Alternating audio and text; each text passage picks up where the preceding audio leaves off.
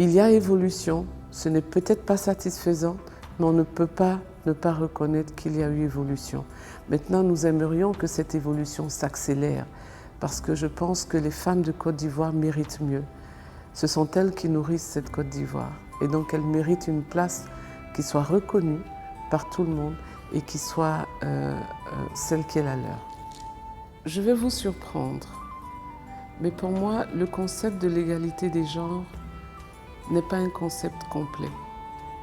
Parce qu'en tant que femme, femme africaine et femme croyante, je pense que l'égalité des genres s'inscrit dans la complémentarité des genres.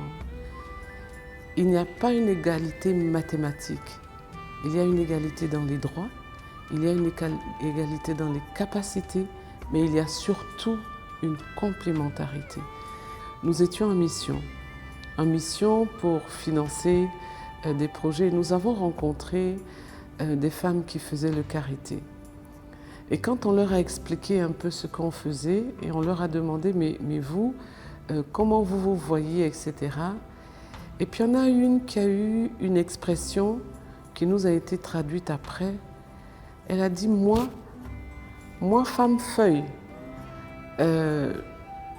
vraiment, je vois pas ce que je peux faire. J'ai été choquée par le terme femme feuille. Ça veut dire, je suis légère, j'ai pas de...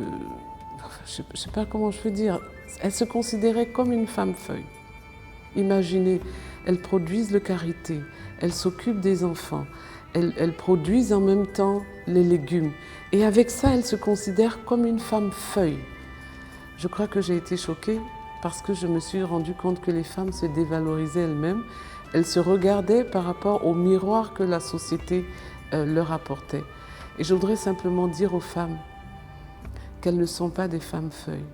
Elles sont des êtres humains. Elles sont les égales et les compléments des hommes.